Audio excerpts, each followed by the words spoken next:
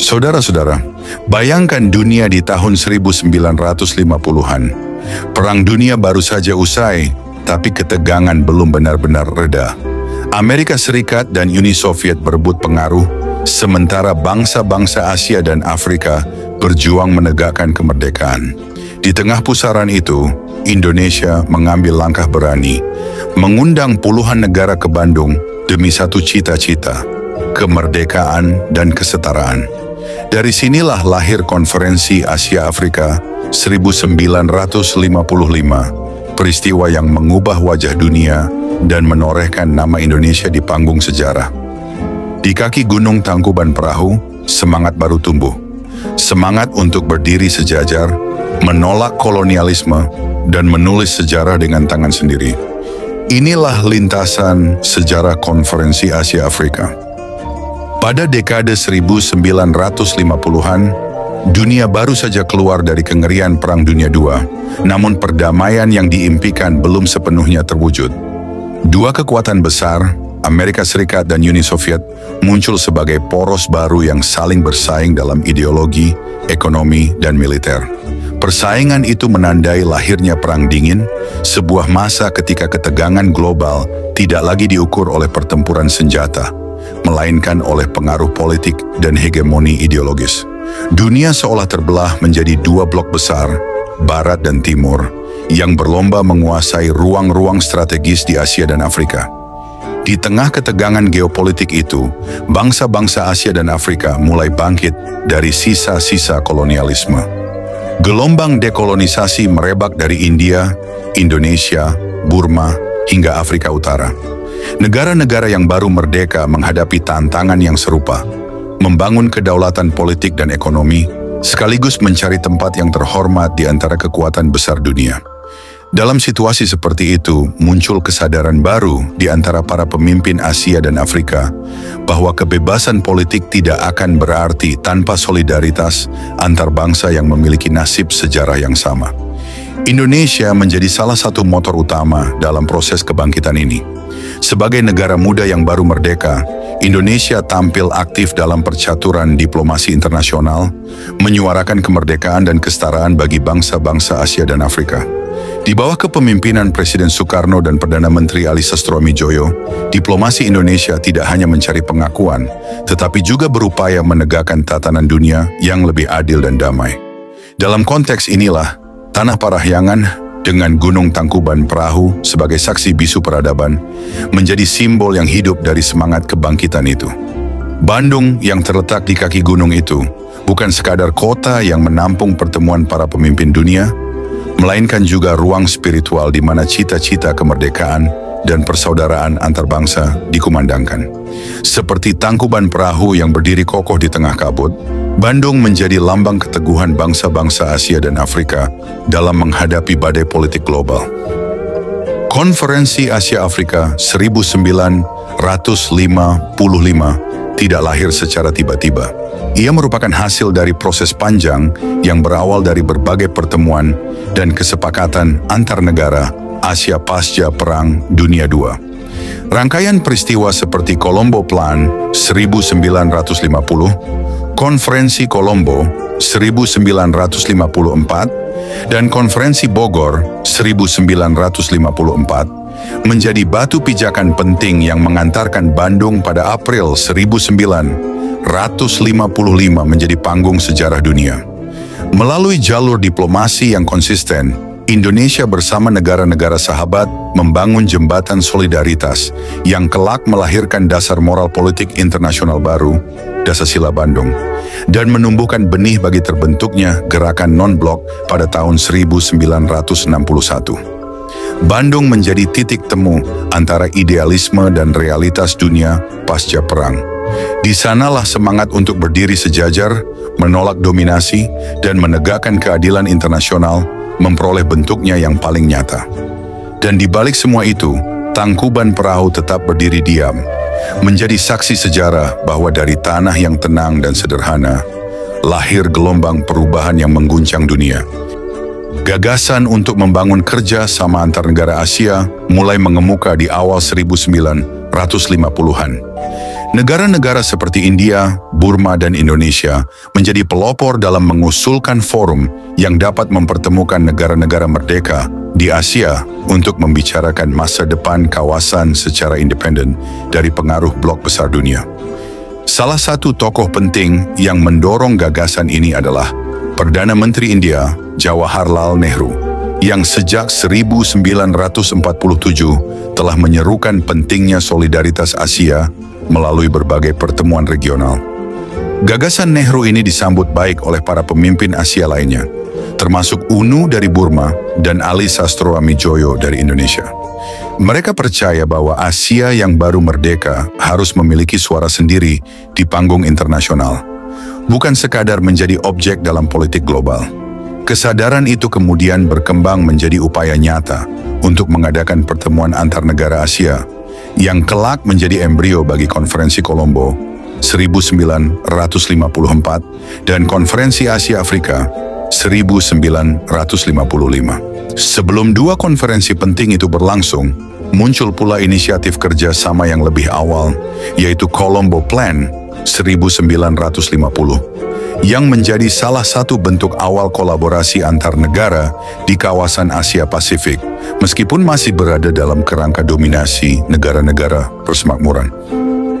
Tahun 1950 menandai babak baru dalam sejarah kerja sama internasional di kawasan Asia dan Pasifik. Dalam suasana dunia yang masih terpecah akibat Perang Dingin, Inggris dan negara-negara persemakmuran Commonwealth meluncurkan sebuah inisiatif pembangunan yang dikenal sebagai Colombo Plan for Cooperative Economic and Social Development in Asia and the Pacific, atau lebih singkatnya Colombo Plan. Program ini dilahirkan pada Konferensi Menteri Luar Negeri Persemakmuran Inggris di Colombo, Ceylon, Sri Lanka, pada bulan Januari 1950. Negara-negara yang menjadi pelopor awalnya meliputi Inggris, Australia, Kanada, Selandia Baru, India, Pakistan, dan Ceylon. Tujuan utamanya adalah membantu negara-negara di kawasan Asia Selatan dan Asia Tenggara mempercepat pembangunan ekonomi melalui bantuan teknis dan keuangan di tengah keterbatasan sumber daya pasca perang. Pada tahun 1953, Indonesia mulai berpartisipasi dalam Colombo Plan. Keikutsertaan ini menandai langkah pertama Indonesia dalam kerja sama pembangunan multilateral di tingkat internasional. Bagi Indonesia, bergabung dengan Colombo Plan bukan semata untuk menerima bantuan ekonomi, tetapi juga sebagai bagian dari strategi diplomasi luar negeri yang bebas dan aktif, yakni menjalin hubungan dengan semua pihak tanpa terikat oleh blok ideologis tertentu. Melalui Colombo Plan, Indonesia memperoleh kesempatan untuk membangun hubungan diplomatik yang lebih luas dengan negara-negara di kawasan, sekaligus menegaskan perannya sebagai bagian dari komunitas internasional yang aktif berkontribusi dalam pembangunan dan perdamaian. Meskipun program ini masih dilingkupi oleh pengaruh Barat, pengalaman yang diperoleh menjadi bekal penting bagi Indonesia dalam memahami dinamika kerja sama antar bangsa dan potensi solidaritas regional di masa depan. Dengan pengalaman dari Colombo Plan, lantas mendorong 5 negara Asia, Indonesia, India, Pakistan, Burma, dan Ceylon untuk mengadakan konferensi Colombo pada 28 April sampai 2 Mei 1954 di kota Ceylon, Sri Lanka.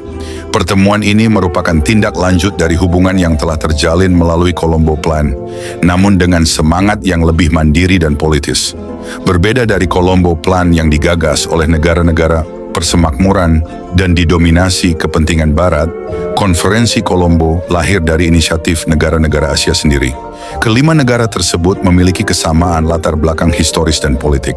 Semuanya baru merdeka dari kekuasaan kolonial, menghadapi tantangan pembangunan nasional, dan menolak terjebak dalam pertarungan ideologi global.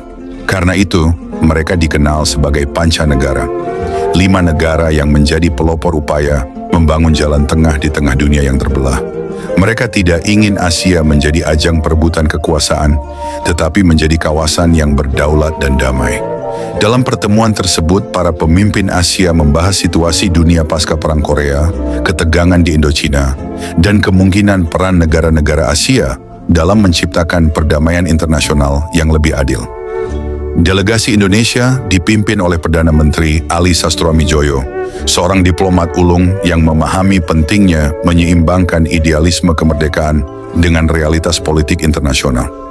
Dalam forum Kolombo, Ali Sastroamidjojo mengemukakan gagasan tentang perlunya memperluas kerjasama Asia dengan melibatkan bangsa-bangsa Afrika yang saat itu masih berjuang melepaskan diri dari kolonialisme. Baginya, solidaritas sejati tidak cukup hanya terbatas pada Asia, tetapi harus mencakup semua bangsa yang memiliki pengalaman tertindas dan cita-cita kemerdekaan yang sama. Pandangan ini memperoleh sambutan hangat, terutama dari Jawaharlal Nehru, India, dan UNU in Burma, yang juga menginginkan kerjasama politik yang lebih luas dan bebas dari dominasi blok manapun. Gagasan inilah yang menjadi benih pertama lahirnya Konferensi Asia Afrika. Ali Sastroamidjojo berhasil meyakinkan para peserta bahwa bangsa-bangsa di Asia dan Afrika memiliki tanggung jawab moral untuk menentukan arah masa depannya sendiri. Ia menegaskan bahwa dunia tidak hanya terdiri dari dua kekuatan besar, tetapi juga dari bangsa-bangsa yang berhak memiliki suara dan martabat. Hasil utama Konferensi Kolombo adalah kesepakatan untuk menyelenggarakan pertemuan yang lebih besar, melibatkan negara-negara dari benua Afrika. Gagasan tersebut kemudian diwujudkan melalui Konferensi Bogor pada 28 sampai 29 Desember 1954. Langit Bogor diselimuti mendung tipis ketika 5 Perdana Menteri Asia kembali berkumpul, kali ini di Istana Bogor, Jawa Barat. Mereka adalah Ali Sastroamidjojo, Indonesia, Jawaharlal Nehru, India, Muhammad Ali, Pakistan, UNU, Burma, dan Sir John Kotelawala, Ceylon. Pertemuan ini merupakan kelanjutan langsung dari Konferensi Kolombo yang diadakan 8 bulan sebelumnya. Suasana Bogor yang teduh dan penuh pepohonan tropis memberi nuansa yang berbeda dari formalitas diplomatik biasanya. Para pemimpin Asia ini datang bukan sebagai wakil kekuatan besar, melainkan sebagai sahabat yang berbagi pengalaman perjuangan melawan kolonialisme. Di ruang pertemuan Istana Bogor, mereka membicarakan gagasan besar yang mulai tumbuh di Kolombo, menyatukan suara bangsa-bangsa Asia dan Afrika dalam satu forum internasional yang sejajar. Ali Sastroamidjojo sebagai tuan rumah membuka pertemuan dengan nada tegas namun bersahaja. Ia menyampaikan bahwa Asia tidak boleh hanya menjadi penonton dalam politik dunia, melainkan harus menjadi pelaku yang menentukan nasibnya sendiri. Dalam pandangan Ali, Indonesia yang terletak di titik silang antara Asia dan Afrika memiliki tanggung jawab moral dan historis untuk menjadi penggerak gerakan solidaritas lintas benua. Pertemuan di Bogor memiliki satu agenda utama, menyiapkan penyelenggaraan Konferensi Asia Afrika.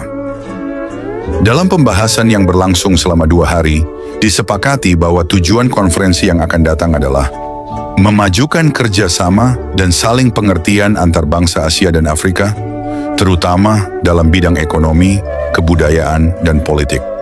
Menegaskan hak bangsa-bangsa untuk menentukan nasib sendiri, bebas dari penjajahan dan campur tangan kekuatan besar, mendorong perdamaian dunia dan menolak perang dalam bentuk apapun, baik perang kolonial maupun perang ideologis. Selain itu, para Perdana Menteri juga membicarakan aspek teknis penyelenggaraan, daftar undangan, negara peserta, waktu pelaksanaan, serta tema-tema pokok yang akan dibahas. Dari hasil pembicaraan tersebut, disepakati bahwa Bandung, Indonesia akan menjadi tuan rumah Konferensi Asia Afrika pada April 1955. Pagi 18 April 1955, Bandung menyambut dunia dengan udara sejuk dan langit cerah. Jalan-jalan dipenuhi bendera dari berbagai negara Asia dan Afrika yang baru merdeka. Dari hotel-hotel di sekitar Braga, Asia Afrika, dan Dago, para pemimpin dunia mulai berdatangan, membawa harapan baru bagi bangsanya. Sebanyak 29 negara hadir dalam pertemuan itu, mewakili lebih dari setengah populasi dunia. Mereka datang dengan latar belakang yang berbeda. Ada yang baru saja memproklamasikan kemerdekaan, ada pula yang masih berjuang melawan kolonialisme. Namun semuanya memiliki semangat yang sama, menegakkan kedaulatan dan perdamaian yang sejati. Gedung Merdeka di Jalan Asia Afrika menjadi saksi utama sejarah. Bangunan peninggalan masa kolonial itu kini berbalut makna baru, dari simbol penjajahan menjadi ruang persatuan bangsa-bangsa yang pernah dijajah. Kota Bandung dengan semangat parahyangan yang teduh menjadi panggung tempat lahirnya gagasan besar yang mengubah wajah dunia. Presiden Soekarno dalam pidato pembukaan yang monumental menggugah seluruh peserta dengan kalimat yang kemudian dikenang sepanjang masa. Let a new Asia and a new Africa be born. Biarlah Asia dan Afrika baru lahir. Dalam pidato itu, Soekarno mengingatkan bahwa kolonialisme belum mati. Ia hanya berganti rupa melalui dominasi ekonomi, militer, dan budaya. Oleh karena itu, perjuangan bangsa-bangsa Asia dan Afrika tidak berhenti pada kemerdekaan formal, tetapi harus dilanjutkan dengan perjuangan untuk kesetaraan dan kemandirian sejati. Soekarno juga menegaskan bahwa pertemuan di Bandung bukan sekadar diplomasi politik, melainkan sebuah peristiwa moral dunia.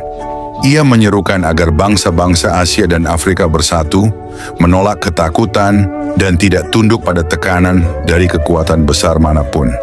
Pidato tersebut disambut tepuk tangan panjang, bukan hanya karena retorika yang memukau, tetapi karena ia mencerminkan suara hati seluruh bangsa yang hadir. Suara tentang martabat, keadilan, dan harapan. Konferensi Asia Afrika dihadiri oleh 29 negara, terdiri atas dari Asia, Afghanistan, Arab Saudi, Burma, Kamboja, Republik Rakyat Tiongkok, Siprus, India, Indonesia, Iran, Irak, Jepang, Yordania, Laos, Lebanon, Nepal, Pakistan, Filipina, Suriah, Thailand, Vietnam Utara dan Selatan, serta Yaman. Dari Afrika, Ethiopia, Liberia, Mesir, Libya, Sudan, Ghana, Maroko, dan Tunisia. Keberagaman peserta ini membuat konferensi berlangsung dinamis. Ada yang datang dari sistem politik demokratis, sosialisme, hingga monarki. Ada pula yang masih terikat pada perjanjian kolonial lama. Namun semuanya berupaya mencari titik temu demi kepentingan bersama. Selama 7 hari, diskusi dan perdebatan berjalan intens. Topik yang dibahas meliputi kolonialisme dan perjuangan kemerdekaan, terutama di Afrika Utara dan Palestina. Rasisme dan diskriminasi yang masih kuat di Afrika Selatan. Kerjasama ekonomi dan kebudayaan sebagai langkah awal kemandirian bangsa-bangsa baru. Hubungan internasional di tengah Perang Dingin dengan tekad untuk tidak berpihak kepada blok manapun. Delegasi Tiongkok yang dipimpin Zhou Enlai tampil menenangkan, menyerukan perdamaian dan kerjasama. Gamal Abdel Nasser dari Mesir berbicara lantang mengenai kedaulatan bangsa-bangsa Arab, sementara Nehru dan UNU menekankan pentingnya moralitas dan nilai kemanusiaan dalam politik internasional. Bandung menjadi ruang di mana ideologi dan perbedaan berpadu dalam dialog yang tulus, sesuatu yang jarang terjadi dalam politik global saat itu. Pada 24 April 1955, konferensi ditutup dengan hasil yang monumental. Dasasila Bandung, 10 prinsip dasar hubungan antar negara yang menjadi tonggak moral politik dunia. Isi pokok Dasasila Bandung mencakup 1. Menghormati hak-hak dasar manusia dan piagam PBB. 2. Menghormati kedaulatan dan integritas wilayah setiap bangsa. 3. Mengakui kesetaraan semua ras dan bangsa. 4. Tidak mencampuri urusan dalam negeri negara lain. 5. Menghormati hak setiap bangsa untuk mempertahankan diri. 6. Menolak penggunaan aliansi militer untuk kepentingan kekuatan besar. 7. Tidak menggunakan tekanan atau ancaman kekuatan terhadap negara lain. 8. Menyelesaikan sengketa secara damai. 9. Mendorong kerjasama untuk kepentingan bersama. 10. Menghormati keadilan dan kewajiban internasional. Prinsip-prinsip ini menjadi landasan moral dan politik bagi negara-negara yang menolak tunduk pada bipolaritas dunia. Ia menjadi dasar lahirnya gerakan non-blok beberapa tahun kemudian, serta inspirasi bagi perjuangan kemerdekaan di berbagai belahan Afrika dan Asia. Konferensi Asia Afrika tidak hanya menciptakan kesepakatan diplomatik, tetapi juga menegaskan identitas baru dunia pasca kolonial. Untuk pertama kalinya, negara-negara yang sebelumnya dianggap pinggiran tampil sebagai kekuatan moral di hadapan dunia. Dari Bandung lahir kesadaran bahwa keadilan internasional tidak dapat ditentukan hanya oleh kekuatan senjata atau ekonomi, tetapi oleh solidaritas antar bangsa yang berpegang pada nilai kemanusiaan.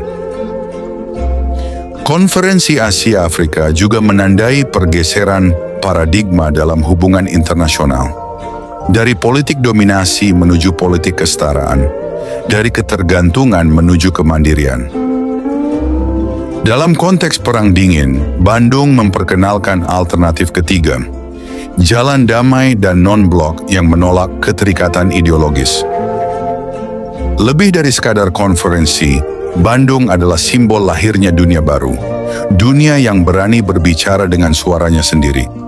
Dalam pandangan sejarah, Bandung bukan hanya ruang pertemuan diplomatik, tetapi titik balik peradaban politik global. Dari kota yang sederhana di kaki tangkuban perahu, muncul suara-suara yang mengguncang tatanan dunia lama. Bandung mengajarkan bahwa keberanian moral bisa melampaui kekuatan material. Ia memperlihatkan bahwa bangsa-bangsa yang dulu dijajah mampu menawarkan visi baru tentang perdamaian dan keadilan. Dari sinilah istilah semangat Bandung lahir, bukan sekadar slogan, tetapi prinsip hidup yang menegaskan harkat kemanusiaan universal. Dari kota Bandung melahirkan kesadaran baru, bahwa bangsa-bangsa Asia dan Afrika dapat berdiri sejajar dengan kekuatan besar dunia. Dalam waktu singkat, semangat Bandung menjelma menjadi gerakan moral dan politik global. Banyak negara yang belum merdeka menjadikan konferensi Asia Afrika sebagai inspirasi perjuangan. Di Afrika, suara untuk kemerdekaan semakin lantang. Sudan 1956, Ghana 1957, dan banyak lainnya menyusul tak lama kemudian. 4 tahun setelah konferensi Asia Afrika di Bandung, negara-negara Asia kembali berkumpul dalam sebuah pertemuan penting bernama Konferensi Rencana Kolombo ke-11. Konferensi ini diselenggarakan di Yogyakarta pada 26 Oktober hingga 14 November 1959 dengan dihadiri oleh 21 negara peserta. Pertemuan tersebut menjadi wadah penting bagi negara-negara di kawasan Asia Selatan dan Asia Tenggara untuk memperkuat kerjasama di bidang ekonomi dan pembangunan. Dalam pidato pembukaannya, Presiden Soekarno menegaskan arti penting semangat kerjasama dan gotong royong antar bangsa sebagai fondasi bagi kemajuan bersama di kawasan Asia. Konferensi ini menjadi tonggak bersejarah bagi Indonesia yang kembali tampil sebagai tuan rumah forum internasional besar setelah sukses menyelenggarakan Konferensi Asia Afrika 1955 di Bandung. Seluruh rangkaian kegiatan berlangsung di Gedung Pancadharma, sebuah bangunan yang dibangun khusus untuk menyambut pertemuan internasional bergengsi tersebut. Selain sidang pleno dan pembahasan teknis, panitia juga mengadakan pameran Kolombo Plan yang menampilkan beragam produk, teknologi, dan jasa dari negara-negara peserta. Pameran ini menjadi ajang pertukaran pengetahuan dan hasil pembangunan, sekaligus mempererat hubungan antar pemerintah dan masyarakat Asia. Dari konferensi ini lahir berbagai keputusan penting yang memperkuat kerjasama multilateral di bidang ekonomi, sosial, dan pengembangan sumber daya manusia.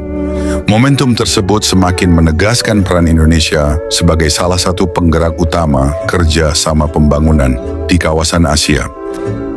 Sebagai jejak sejarah yang masih dapat dikenang hingga kini, nama Jalan Kolombo di Yogyakarta diambil dari penyelenggaraan konferensi ini.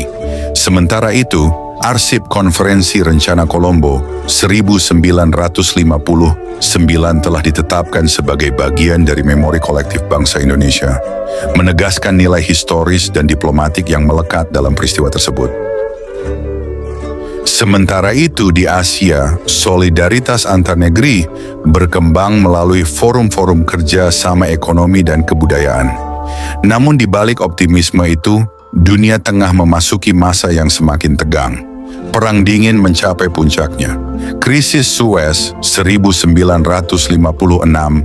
intervensi Soviet di Hungaria, dan konflik Timur Tengah memperlihatkan bahwa kekuatan besar tidak segan mencampuri urusan negara lain demi kepentingan geopolitik.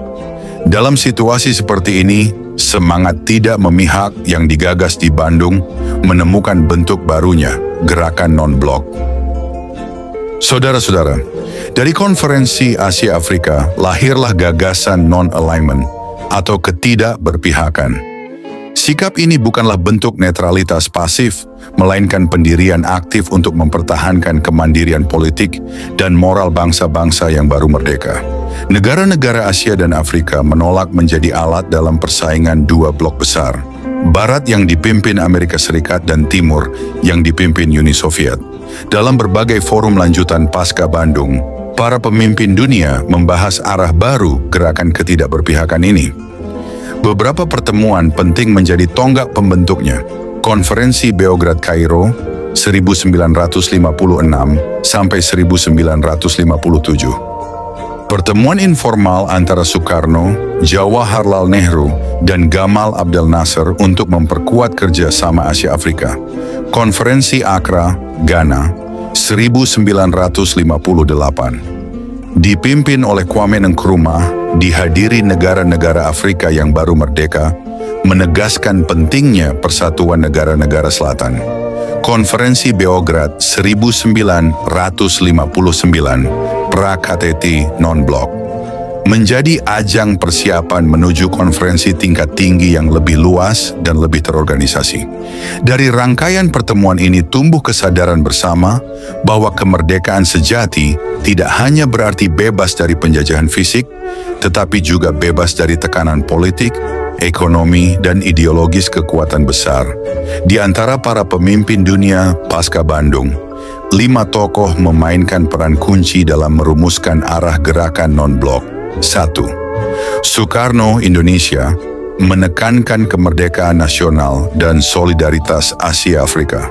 2. Jawaharlal Nehru, India, menggagas prinsip non-alignment sebagai jalan tengah dalam Perang Dingin.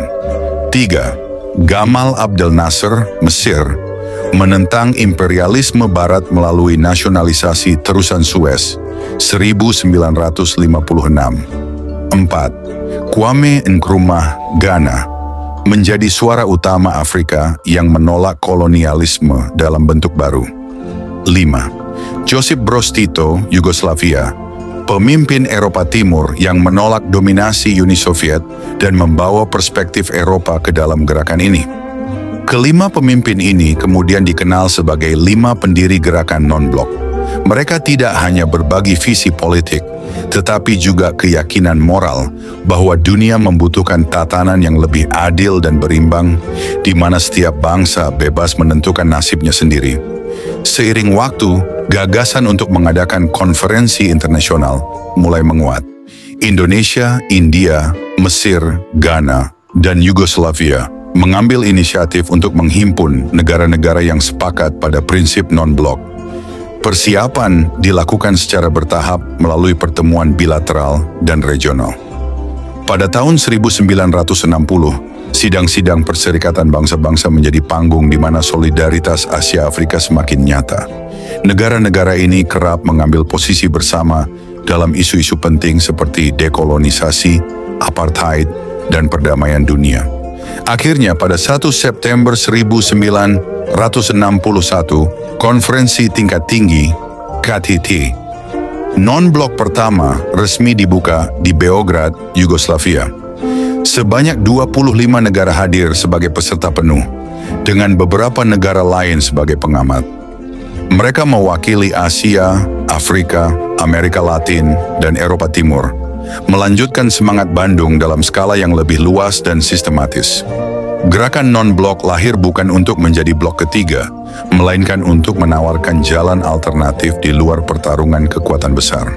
Prinsip-prinsip dasarnya berakar pada Dasasila Bandung, yang kemudian diterjemahkan ke dalam tujuan-tujuan konkret berikut. 1. Menegakkan kedaulatan nasional dan integritas wilayah. 2. Menolak kolonialisme, rasisme, dan segala bentuk dominasi asing. 3. Mendorong perdamaian dunia yang berkeadilan. 4. Memperjuangkan tatanan ekonomi internasional yang lebih seimbang. 5. Mengembangkan kerja sama Selatan-Selatan di bidang politik, ekonomi, dan kebudayaan. Gerakan ini menegaskan bahwa setiap bangsa berhak menentukan jalannya sendiri tanpa tekanan militer atau ideologis dari kekuatan manapun. KTT Beograd 1961 menjadi tonggak sejarah. Untuk pertama kalinya, suara dunia ketiga, bangsa-bangsa Asia, Afrika, dan Amerika Latin, diakui dan diperhitungkan. Negara-negara yang baru merdeka kini memiliki forum sendiri di luar PBB dan di luar dua blok besar dunia. Soekarno menyebutnya sebagai manifestasi politik Bandung di panggung dunia, sementara Tito melihatnya sebagai upaya menciptakan keseimbangan moral di tengah dunia yang penuh kecurigaan dan persaingan. Dari Beograd, gerakan non-blok terus berkembang menjadi wadah solidaritas global. Ia memainkan peran penting dalam berbagai isu internasional, perjuangan dekolonisasi Afrika, pembelaan terhadap Palestina, hingga reformasi ekonomi dunia pada dekade 1970-an. Gerakan non-blok adalah buah matang dari benih yang ditanam di Bandung. Jika Bandung 1955 melahirkan kesadaran akan persatuan Asia Afrika, maka Beograd 1961 adalah bentuk institusional dari kesadaran itu. Dari Bandung memberi semangat, Beograd memberi struktur. Keduanya berpijak pada keyakinan yang sama, bahwa dunia harus dibangun atas dasar keadilan, bukan kekuasaan. Dengan begitu, gerakan non-blok menegaskan bahwa kekuatan sejati tidak terletak pada jumlah senjata atau aliansi militer, melainkan pada keberanian moral bangsa-bangsa untuk berdiri di atas kakinya sendiri. Dan dalam hal itu, Indonesia menjadi salah satu penjaga api sejarah, dari Bandung hingga Beograd, dari semangat hingga tindakan. Saudara-saudara, dari Bandung tahun 1955 hingga Beograd tahun 1961, dari Konferensi Asia Afrika hingga lahirnya gerakan non-blok, dunia menyaksikan lahirnya sebuah kesadaran baru bahwa bangsa-bangsa yang pernah dijajah tak lagi mau menjadi penonton di panggung sejarah. Bandung menjadi titik tolak. Ia bukan sekadar kota, bukan sekadar konferensi. Ia adalah simbol perlawanan, solidaritas, dan harapan. Di sana, bangsa-bangsa Selatan berdiri tegak, menatap masa depan dengan kepala terangkat, membuktikan bahwa mereka mampu menata dunia yang lebih adil, lebih beradab, dan lebih manusiawi. Dan semangat itu tidak pernah padam. Ia terus menyala, menembus batas waktu dan generasi. Dari masa kolonialisme hingga era globalisasi, dari perjuangan merebut kemerdekaan hingga perjuangan menegakkan keadilan sosial. Bandung telah berbicara bahwa perdamaian sejati hanya lahir bila bangsa-bangsa saling menghormati, saling memahami, dan berdiri sejajar di bawah matahari yang sama. Bandung bukan sekadar kenangan, ia adalah pesan yang abadi, pesan tentang kemanusiaan, tentang keberanian, tentang harapan, dan pesan itu masih hidup sampai hari ini.